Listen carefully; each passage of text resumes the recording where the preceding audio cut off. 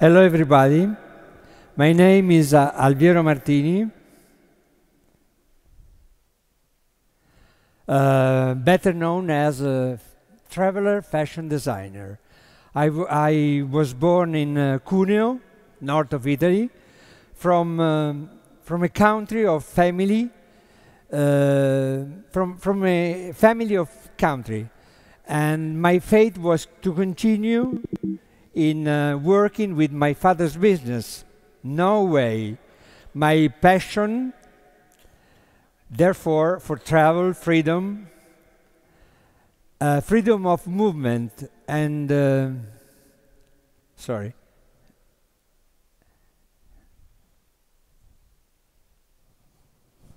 Doesn't work.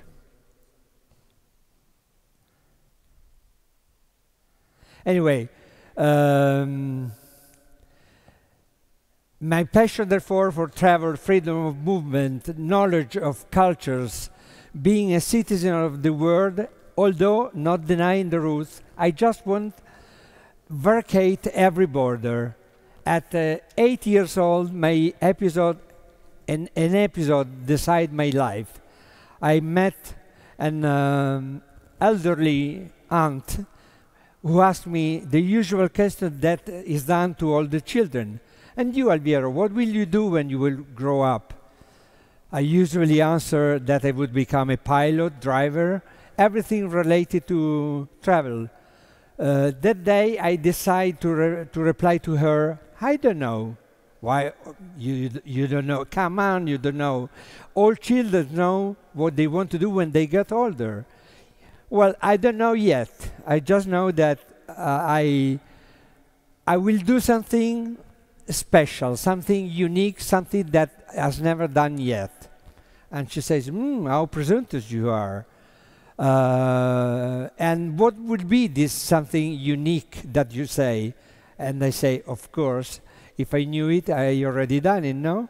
So that day, I decide really my life. I stay at the party with a clear conviction. I had determined my future, even if I didn't know what, which way, or how I would have reached my dream. Animated to many passions, after 3 years of high school, I went to work. This was my salvation. I ventured in 1,000 experiments. Practically from morning to 6, I gave a hand to kiosks selling magazine. Then at the store, when I started from 8 to 12, then I reached a restaurant where in exchange of a small meal, I was doing a waiter. Then I returned to art store until 6 p.m. Then I went to a typography where the boss used to appreciate some of my drawings, took me to customize some invitation for ceremony, weddings, and so and so. So I finally, at the nighttime, artistic school. But the passion were so many: winds of display, theater, costume, set design, and I did everything. Years of training and mentally gym, but I was very, I was every day thinking, what will be that something special, something unique that I will do? Needless to torment, but work, research, experiment that never stop. Always with the smile and determination that sooner or later something on something special, something unique would appear in my eyes. I also start a theatrical, English course and then acting school, forming a theatrical team, playing the role of the young actor. This doesn't work, sorry.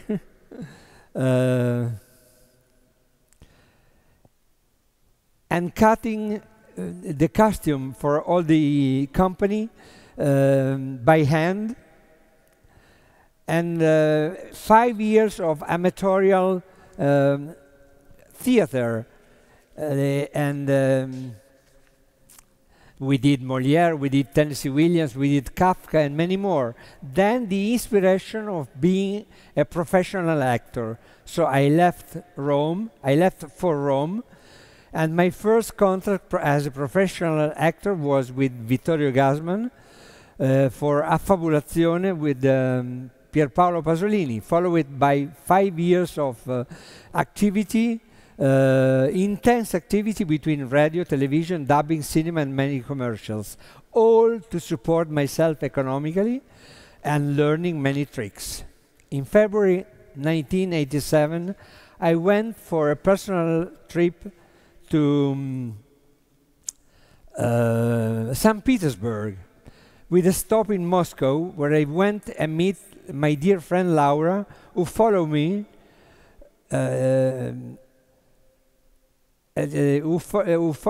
followed the Brazilian ambassador, just moved from Rome. This is the embassy, the Brazilian embassy in Moscow. So I get a job in doing the renovation of the old embassy, giving a new fresh look. The entire building was renovated, 2 years of work, trips every month, stops in 15 days in the Soviet capital, and finally in 1988 my mission was completed. Before leaving Moscow, I went around town to buy souvenirs for friends, and I entered in a large library, and I immediately came across to the travel department where guides, globes, and maps were located. So I saw a map on the wall that was there for many years, and had the charm of being just faded, just used. And they say, I want that. Niet, told me the saleswoman. And she was giving me the new one from the under the counter. No, I want that. And after a long discussion between yes, no, yes, no, yes, no, finally with the director and other 4 men from KGB, finally they say da, which is yes, okay. So I really got that map. Back in Rome, at the time I was still living in Rome, in the capital, I ran to hear the messages in the answering machine. Hello, Alviero. We are waiting for you tomorrow morning for a new Windows setup, one among many work that I was doing. Well, I put the job paper on the table, and I approached some prototypes that I did before, experimented with maps as covering a frame or a stone or a branch, but obviously nothing was tradable. I opened the wardrobe, and this goes back again. I opened the wardrobe, and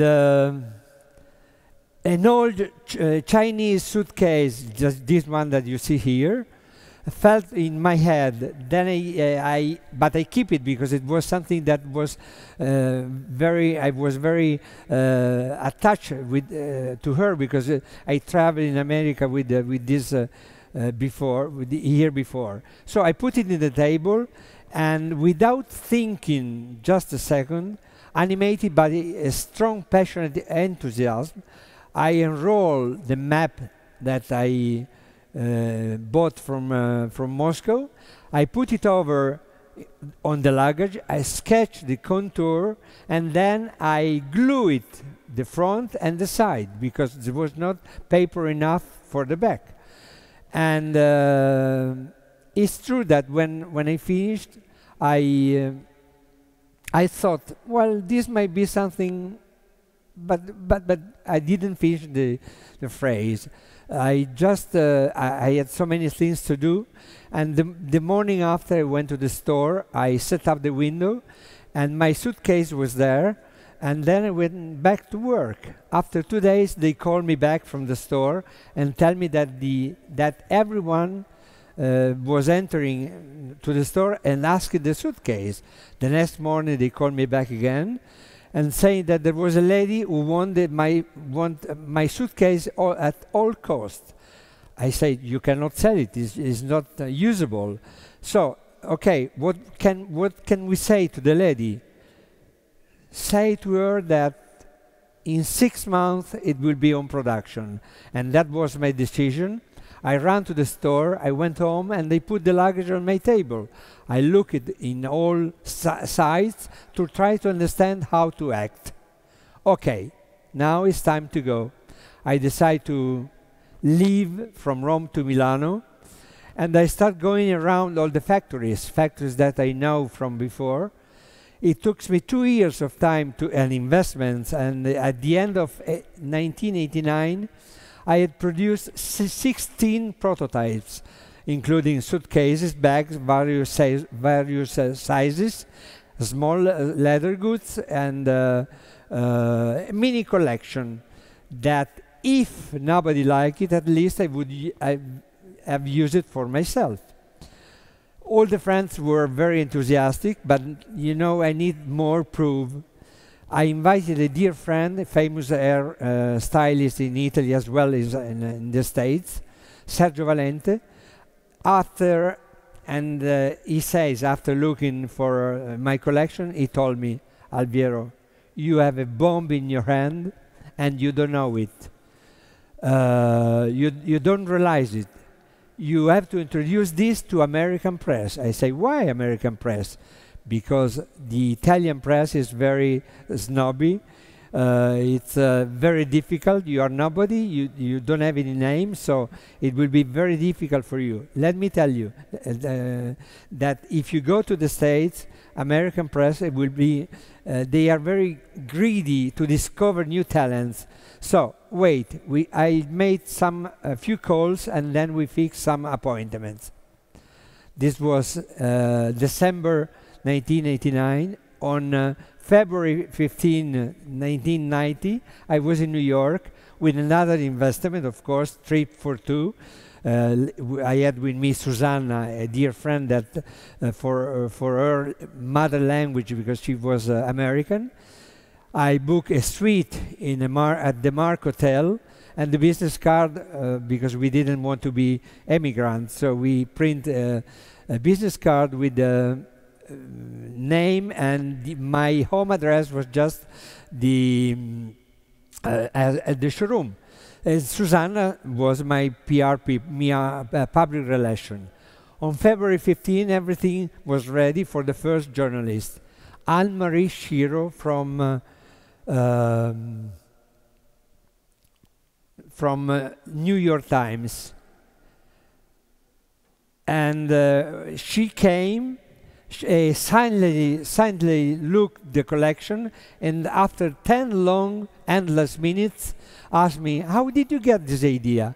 Well, returning from a trip from Moscow, where I was working at the Brazilian embassy, I bought a suitcase from a Turkish antique dealer, and I bought a map in a library, and I created a prototype. I put it in a window. It was very successful, so I decided to, no, this is not true. She told me, this is a good story, but it's all invented, it's not true. I said, well, how come? It's my life. I mean, it's really my life. And she says, so we have this idea, we have such a history, and we have to publish it. You shall give me the exclusivity. I say, okay, get it. So she called the New York Times. She speak with the editorial staff and booked 3 columns in the Sunday edition, which is national.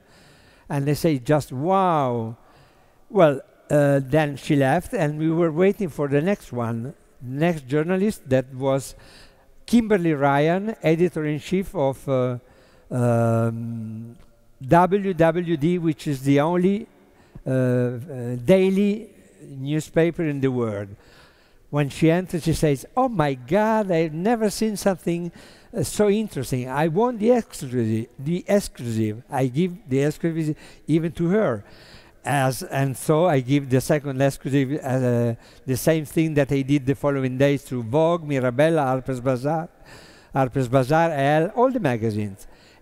And finally, the week was over, and on Saturday we dedicate ourselves to shopping. On Lexington Avenue, a lady follows me and beats me on the shoulder and saying to me, sorry to interrupt you, just tell me, where did you get your backpack? Well, it's an Italian product. Susanna came to us and says, talk to him, he's the designer, he's the inventor, he created that. What, says this lady? And she takes me by hand and she takes me to 50 meters ahead in an office, and we enter in Bloomingdale's, and she was the buyer for the leather goods department. I know that at this point of the story, everybody says, okay, this is just luck. No, it's not just luck. It was 30 years of energy that was going around me, and that dream that I was really thinking about, it came true. You know the law of attraction. So Rhoda Ribner, which is the lady that saw this collection, that saw the backpack, she told me, I would like to see the collection. Well, we already pack everything. We are going back tomorrow to Italy. If one day you come to Italy, says, I will be on Monday in Italy, actually on Tuesday. I say, well, okay,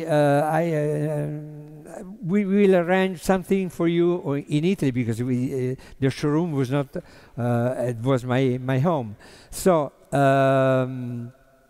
we urgently call another hotel in Milano, in Rome, and we book a suite for a few hours because we're very expensive, and we get an appointment with her. And so on Sunday we left New York, and on Monday we arrived in Rome, and we met a Japanese guy that was waiting for me with the New York Times under the my building where I was living, and he says to me, I would like to see the collection. Well, it's not exactly what we can show you now because we are just arrived, but tomorrow, if you are free at 4 o'clock, we are at the Hotel d'Inghilterra. Okay. So the next day, at 2 p.m., Rhoda Ribner, the buyer from Bloomingdale's, she arrived. I was there with a notebook, and the 16 items became immediately 60 different size, vertical, horizontal, American style, and the order was 3,000 pieces, delivery early April, and she tell me we will make a presentation in New York, Miami, and Chicago. I say, okay, perfect, we will be there. Now, Mr. Takeuchi, which was the Japanese guy, the representative in Italy of the largest Japanese trading company, same observation, changes for Japanese customers, and the order was 7,000 pieces. So, with 7 years of contract, now come the reality, how to produce 10,000 pieces. My prototypes and note are loaded in the car. I put everything in the car. Destination Milano. Even if I never met a leather worker, I received some indication, and finally, after 4 attempts, I met an owner of a leather goods factory, not very convinced, but who developed the collection for delivery terms. Meantime, we received the request to open a showroom in New York, and this was in April 1990.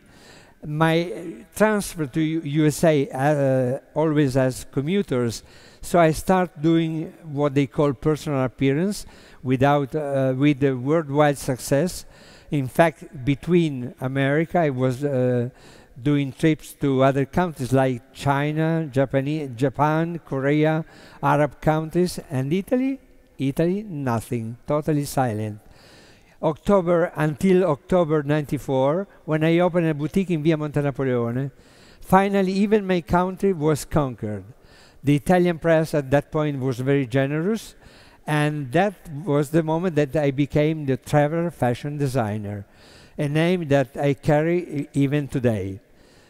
Those were years of intense work animated by strong passion, and I cultivate everything. This was a personal appearance. All the Hollywood stars, they came to me in visiting Milano and staying with me, and I became friends with Richard Gere, with and even, you know, Kofi Annan gave me an award, like a Time for Peace award, and I mean, they were just fantastic years, glory, success, appreciation, and all above sales, many sales. All this lasted in 2005, when for many reasons I decided to left the company, and after 3 days only I was already opening a new office. The plate was recited Alv andare lontano viaggiando,